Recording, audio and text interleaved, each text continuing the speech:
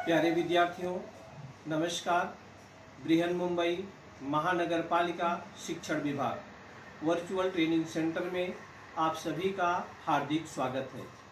आपका वर्चुअल मार्गदर्शक जयप्रकाश आर मिश्रा। चलिए हम सीखने के लिए तैयार हो जाते हैं। आज हम लोग स्टैंडर्ड फिफ्थ सब्जेक्ट है अपना ईवीएस, जिसको हम परिसर अध्ययन भाग 1 बोलते हैं। आज का अपना प्रकरण है कामों में व्यस्त हमारे आंतरिक अंग भाग 2। भाग 1 के बारे में हम लोगों ने सीखा है बच्चों, busy at work hour internal organs. जैसा हमने बताया था कि 24 घंटा दिन रात, चाहे हम सोते रहते हैं, जागते रहते हैं, कुछ करते रहते हैं, बैठे रहते हैं, हमारे इंटरनल ऑर्गन्स जो हमारे आंतरिक अंग है वे हमेशा काम करते रहते हैं। तो बच्चों, हम लोगों ने पहले वीडियो में श्वसन तंत्र के बारे में और श्वसन तंत्र और धूम्रपान निषेध, इसके बारे में हम लोगों ने सीखा था। आज हम आपको पाचन संस्थान के जो अंग हैं, शरीर की ऊर्जा, रक्त परिसंचरण, तंत्रिका संस्थान, इसके बारे में हम जानकारी देंगे। तो प्यारे विद्यार्थियों, जो पाचन है माने डाइजेशन है, आप कुछ भी दिन भर खाते पीते हैं, वो पाचन क्रिया हमारे आहार नाल और पाचक अंगों और उनके कार्यों की से पूर्ण हो पाता है। हमारा पाचन का कार्य जैसे ही हम खाना अपने मुंह में डालते हैं बच्चों, वहीं से शुरू हो जाता है। हम जो भी खाते पीते हैं, जो भी क्या करते हैं, खाते पीते हैं, तो सबसे पहले हम उसको मुंह में अपने डालते हैं और उसका पाचन हमारे शरीर के अंदर होता है।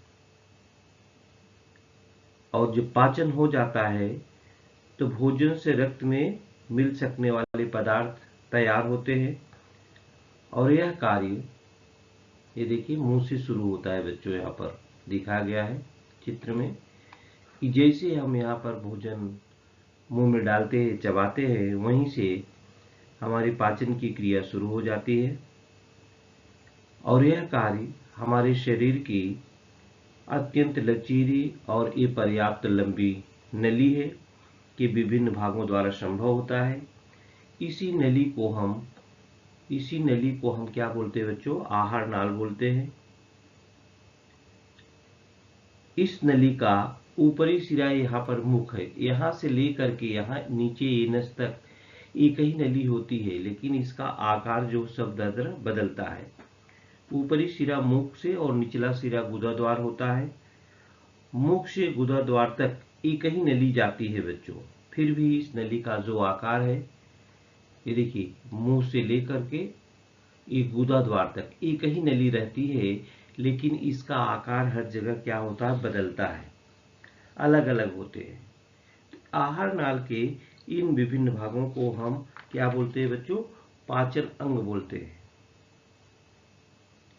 आहार नाल के बाहर की कुछ ग्रंथियां भी पाचन क्रिया में जो है सहायता करती हैं। बहुत सारी ग्रंथियां भी है, वो हमारे क्या करती है बच्चों? सहायता करती हैं।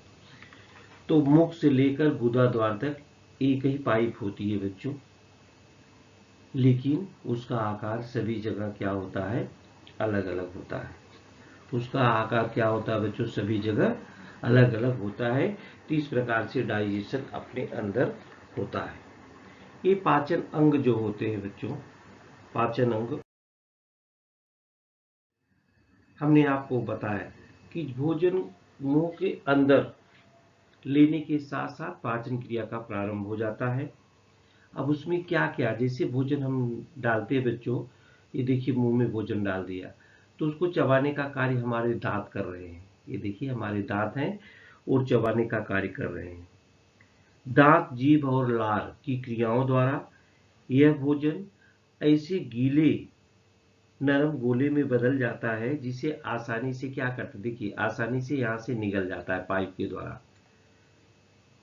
निगला हुआ भोजन अन्न ग्रसनी द्वारा, ये देखिए निगला हुआ भोजन यहाँ ये अन्न ग्रसनी के द्वारा जो होता है ये पेट में जाता है। पेट में ये अग्नि होती है बच्चों, एसिड होता है, अम्ल, वो क्या करता है, खाने को जला देता है, खाने को क्या करता है, जलाता है। यहाँ पर भोजन का पूरा मंथन होता है बच्चों, और यहाँ पे कुछ रस भी निकलते हैं, उसमें मिल जाते हैं, क्रियाएं पूर्ण होती हैं, और भोजन के जो रोग कीटाणु होते हैं वह यहाँ पर नष्ट हो जाते हैं। और यहाँ भोजन एकदम पतली खीर जैसे आप लोग खाते हो उस प्रकार का हो जाता है। और जब ये पतली खीर के पेस्ट जैसा तैयार हो जाता है तो ये पेट में से क्या करते हैं, इसको छोटी आंत में भेज देते हैं। पेट में से क्या भेज देते हैं, छोटी आंत में। देखिए वहां से भोजन जो होता है, ये पेट है, स्टोमच में से आ गया छोटी आंत में।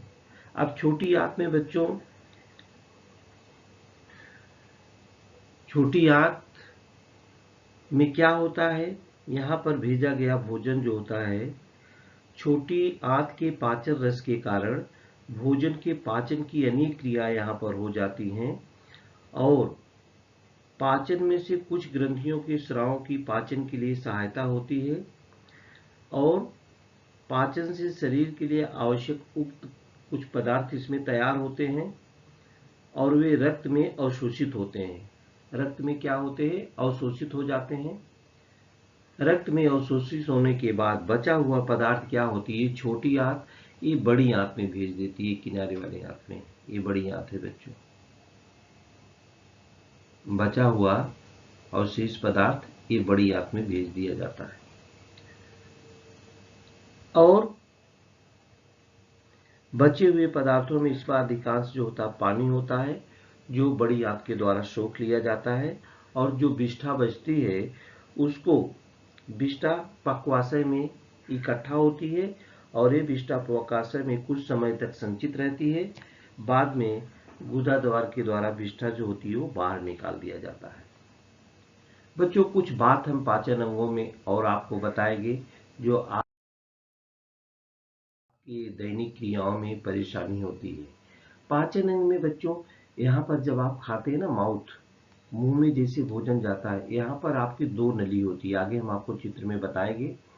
एक श्वसन नली होती है और एक आहार नली होती है। जब हम कुछ खाते पीते हैं ना तो श्वसन नली ऑटोमेटिक बंद हो जाती है, और जब श्वसन नली चालू रहती है तो खाने वाली बंद रहती है। इस प्रकार से दोनों आपस में असमंजस, कभी कभी थोड़ी सी गड़बड़ी हो जाती है तो हमको लगता है कि खाना अटक गया है, फंस गया है, तो हम पानी पी करके उसको निकालते हैं। बच्चों भोजन का जो कार्य है, आहार नाल में भोजन जाता है। जो आपने पढ़ा ये छोटी आंत है बच्चों। ये छोटी आंत की लंबाई लगभग 7 मीटर होती है, और जो किनारे वाली बड़ी आंत है इसकी लंबाई लगभग 1.5 मीटर होती है।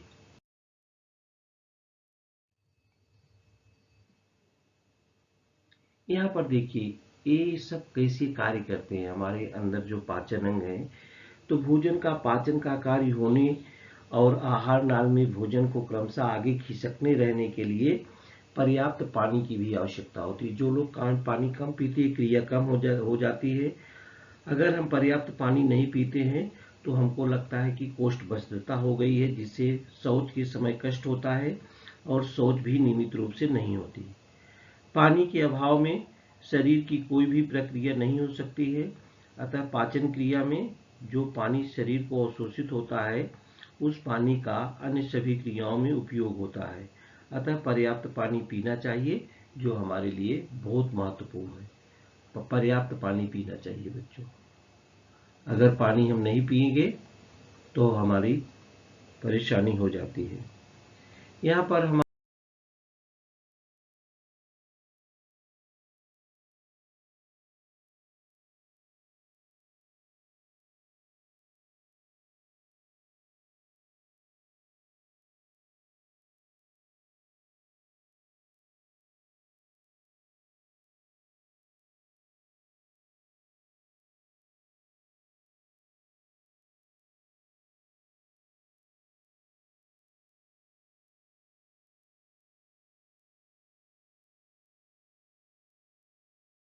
वो आहार नाल और श्वसन नली दिखा रहे हैं। देखिए, ये फूड पाइप है और ये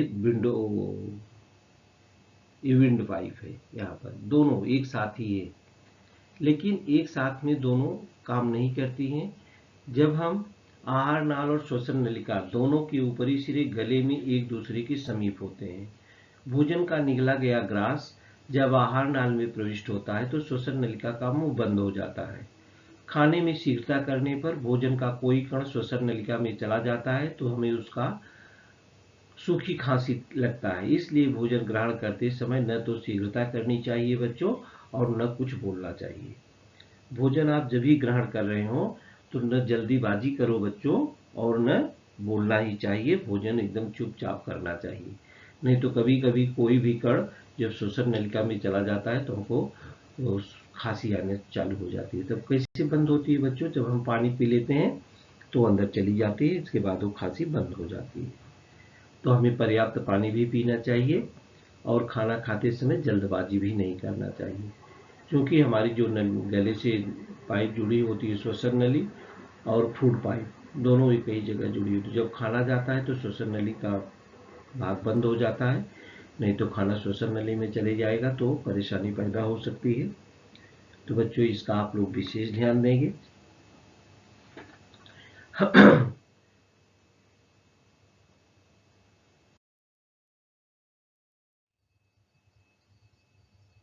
आप सभी जानते हैं बच्चों, ये दांत है। दांत उत्तम हो, स्वस्थ बने रहें, ऐसी जैसी चित्र में देख रहे हैं ऐसी चमकते रहें, तो हमें अत्यधिक ध्यान देना पड़ता है। होता क्या बच्चों, दांत में हमारे दांत कभी कभी टाड़े खा जाते हैं, रोग खा जाते हैं, काले पड़ जाते हैं, उसकी छीजन होने लगती है। तो इसमें होता क्या है बच्चों, मुंह के अंदर प्रत्येक दांत पर, ये देखिए, ये प्रत्येक दांत है, यहाँ पर डेंटिन लिखा जिसको दंतिन बोलते हैं। दांत पर दंतिन नामक पदार्थ का आवरण होता है। दंतिन इनमेल हमारे शरीर का सबसे कठोर पदार्थ होता है। दंतिन इनमेल, ये इनमेल है ना, ये बहुत शरीर के हमारे सबसे ज्यादा कठोर पदार्थ है, ये दांत है। यहाँ पर ये दंतिन बोलते हैं, इसको इनामेल बोलते हैं। उसके द्वारा दांतों के अंदर वाले नाजुक भागों की रक्षा होती है। दांतों को नियमित स्वच्छ रखने के लिए दंतिन को क्षति पहुंचती है, और दांतों में क्या होता है, सड़न पैदा हो जाती है। भोजन के रूप में कभी कभी बच्चों हम भोजन करते हैं, स्वादों का आनंद लेते हैं। तो स्वाद का आनंद हमको कहाँ से मिलता है? ये जीभ से मिलता है। स्वाद का आनंद कहाँ से मिलता है? जीभ से। और वो स्वाद की गंध कभी कभी अच्छा घर भोजन बन रहा है घर में तो हमारे नाक से आती है। तो खाद्य पदार्थ की गंध और उसका स्वाद नियमित गंध और स्वाद से अलग है। ऐसा अन्न खराब हो जाने के कारण होता है। इन परिवर्तनों की तरफ ध्यान देना आवश्यक है। खराब अन्न खाने से बचना ही ठीक होता है। खराब अन्न खाने से बचना ही ठीक होता है, इसलिए हमें हमेशा कहते ताज़ा भोजन करना चाहिए, बासी भोजन नहीं करना चाहिए।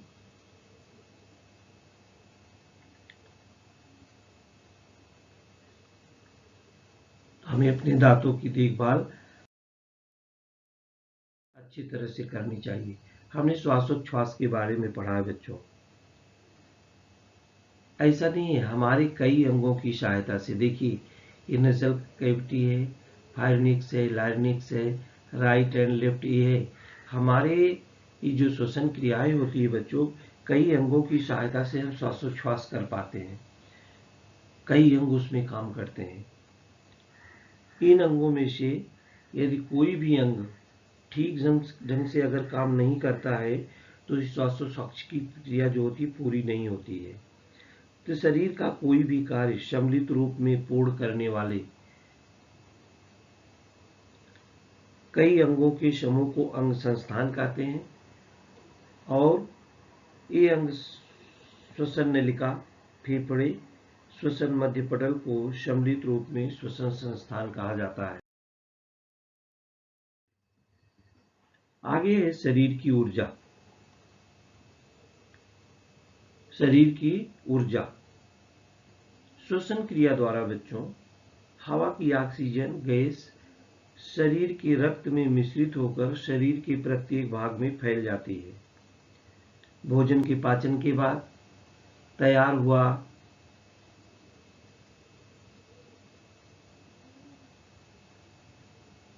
तैयार होने वाले पचे हुए पदार्थ रक्त में मिश्रित होकर रक्त के साथ शरीर के सभी भागों तक पहुंचते हैं। इनमें से कुछ पदार्थ शरीर के लिए ईंधन का भी कार्य करते हैं। हवा की ऑक्सीजन के रूप में हवा की ऑक्सीजन रक्त के साथ शरीर के सभी भागों में पहुंचने पर वहां ईंधन रूपी पदार्थों का ऑक्सीजन की सहायता से मंद ज्वलन होता है और शरीर को ऊर्जा प्राप्त होती है।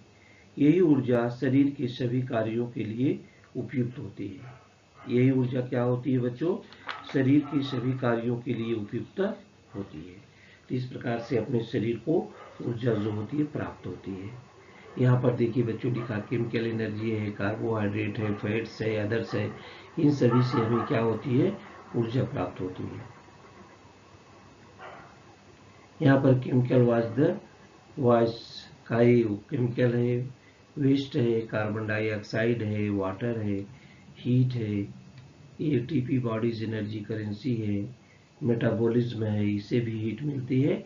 तो मतलब हमारे शरीर को विभिन्न भागों से जो होती है ऊर्जा प्राप्त होती रहती है। अब हमारे शरीर में देखेंगे जो रक्त परिसंचरण है ये कैसे हमारे शरीर में होता रहता है बच्चों। रक्त परिसंचरण जिसको सर्कुलेशन ऑफ बॉडी ब्लड बोलते हैं, सर्कुलेशन ऑफ ब्लड।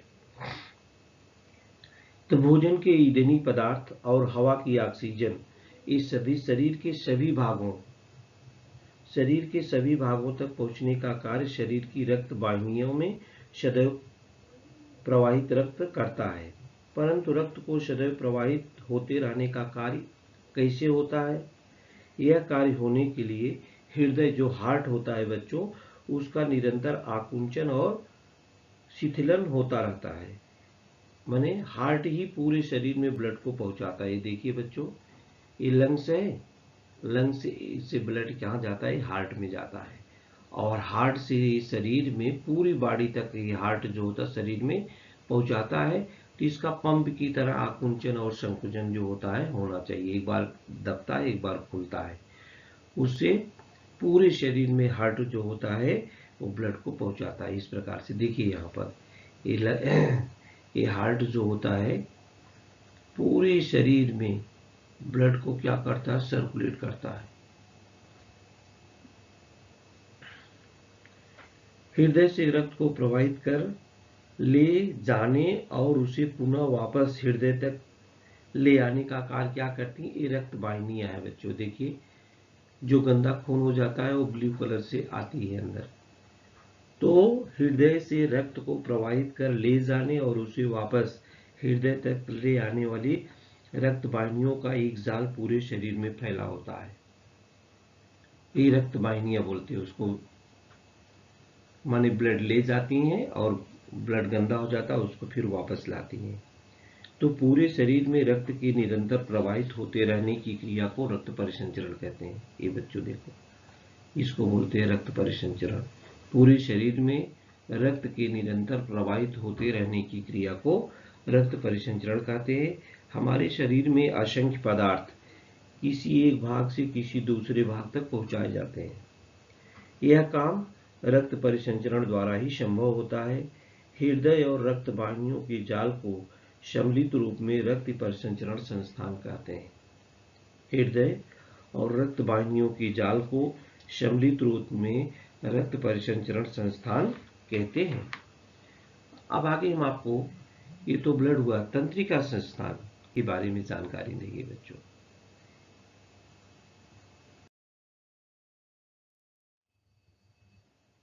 तंत्रिका संस्थान, नर्वस सिस्टम क्या होता है बच्चों?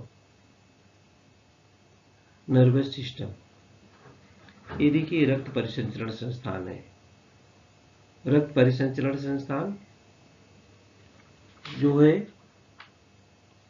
हृदय और रक्त वाहिनियों के जाल को, हृदय और रक्त वाहिनियां जो होती हैं उसके जाल को हम सम्मिलित रूप से रक्त परिसंचरण संस्थान कहते हैं। ये देखिए अपनी ये नर्वस सिस्टम है बच्चों। कुछ भी चोट, कहीं भी कुछ चोट लगता है, ये सारी प्रक्रिया जो होती है नर्वस सिस्टम अपने मस्तिष्क को देती है, तब जबकि हमको आभास होता है। तो श्वसन, मध्यपटल, हृदय, पाचन संस्थान इत्यादि कार्य हमारे शरीर के लिए बहुत महत्वपूर्ण होते हैं। जाने या अनजाने में, दिन या रात में ये सारी क्रियाएं होती रहती हैं। हम कुछ कार्य अपनी इच्छा के अनुसार जब चाहे तब करते हैं। जैसे हमें बोलना हुआ तो ही हम बोलेंगे, हमें दौड़ना हुआ तो ही हम दौड़ेंगे, पढ़ाई करना है या खेलना हुआ, इस पर अपना कंट्रोल रहता है बच्चों। लेकिन सब प्रकार के कार्यों पर हमें ध्यान देकर कार्य सही समय पर सही विधि द्वारा हो, इसका विश्वास होने को हम समन्वय स्थापन कहते हैं। समन्वय माने तालमेल करना, ये हम लोगों ने सीखा था। हमने कहा आप जैसे साइकिल चला रहे हो, अपने हाथ, अपनी निगाह, अपने पैर का तालमेल बराबर नहीं रखोगे तो आप साइकिल से गिर सकते हो, एक्सीडेंट कर सकते हो। तो ऐसा तालमेल हमारे शरीर में कौन करता है बच्चों? ये मस्तिष्क करता है। ऐसा तालमेल कौन करता है? मस्तिष्क। मस्तिष्क और शरीर के विभिन्न भागों में निरंतर संपर्क होता रहता है।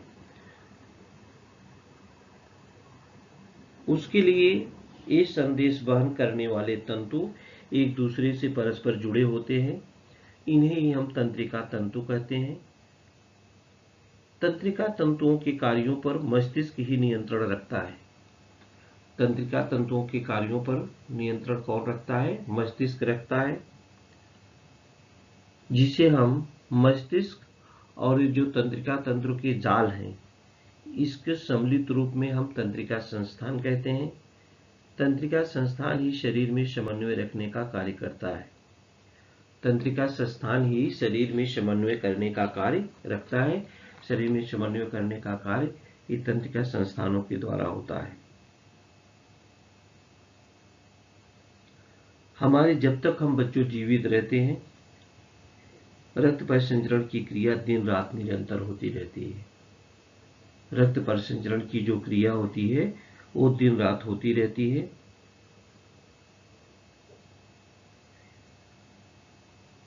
तो हम लोगों ने तंत्रिका संस्थान हमारे लिए समन्वय का कार्य पूरा करती है बच्चों। कुछ भी होता है ये सारी चीजें मस्तिष्क तक पहुंचाती हैं, तब हमें जाके कोई चीज अनुभव होती है।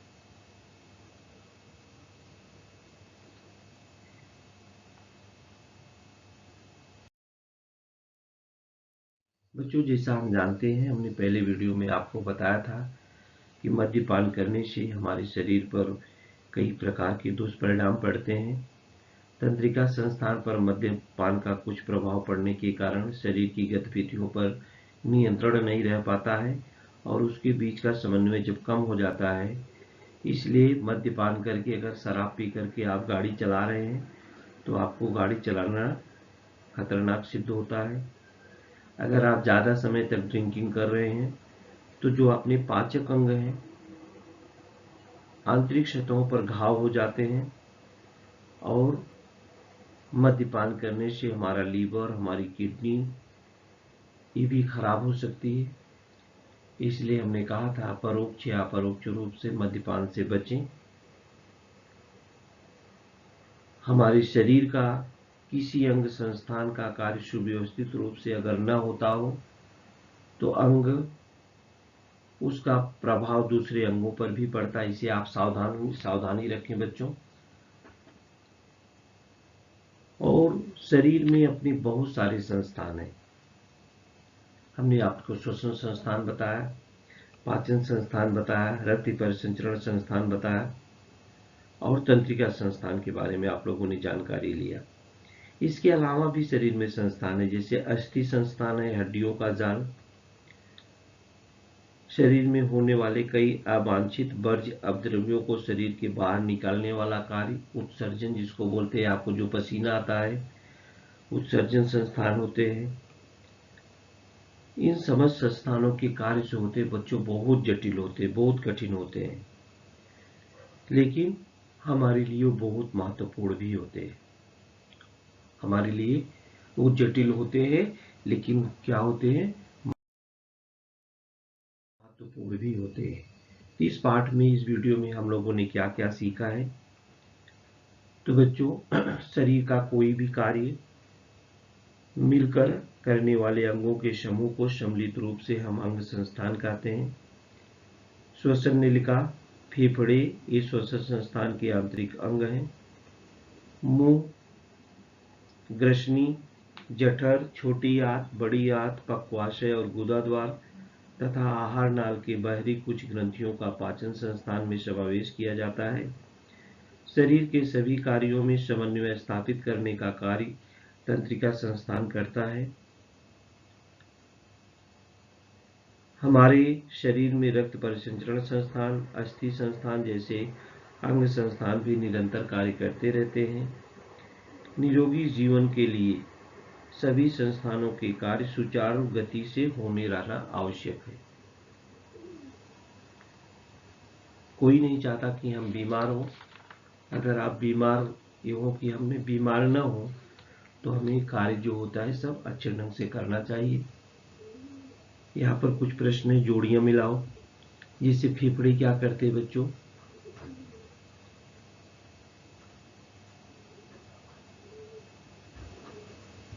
ये फेफड़े क्या करते हैं? श्वसन संस्थान का कार्य करते हैं। और ये आमाशय में क्या होता है? पाचन संस्थान होता है। हार्ट अपना रक्त परिसंचरण का कार्य करता है और मस्तिष्क अपने तंत्रिका संस्थान का कार्य करता है। तो बच्चों, इस वीडियो में हम लोगों ने पाचन संस्थान में उपयोगी जो अंग हैं, जैसे आहार नाल हुआ और पाचन अंग छोटी आंत, स्टोमच, बड़ी आंत, उसके बारे में जानकारी लिया। फिर रक्त परिसंचरण क्या है? हृदय कैसे रक्त परिसंचरण पूरे शरीर में कराता है। जो धमनियाँ होती है शरीर ब्लड को हर अंगों तक पहुंचाती है, फिर वापस हृदय तक लाती हैं। शरीर को हमें ऊर्जा कैसे मिलती है। इन अंग संस्थानों के अलावा अस्थि संस्थान, उत्सर्जन संस्थान भी हमारे शरीर में निरंतर कार्य करते रहते हैं।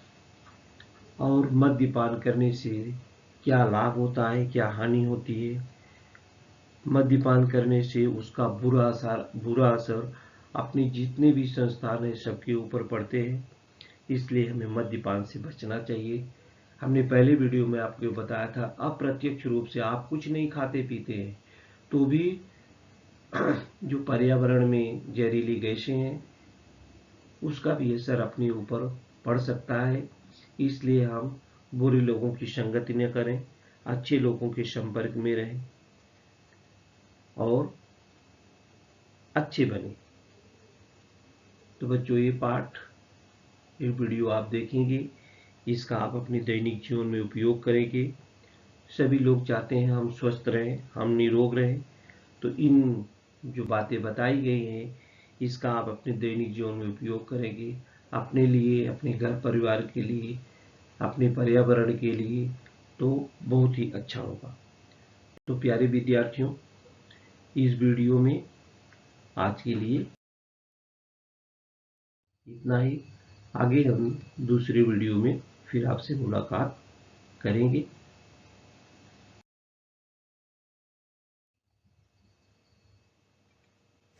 प्यारे विद्यार्थियों, हमने जो आज सीखा, हमें पूर्ण विश्वास है आप उसको अच्छी तरह से सीख चुके हैं और उसका आप अच्छी तरह से अभ्यास भी करेंगे। आज के लिए इतना ही। धन्यवाद।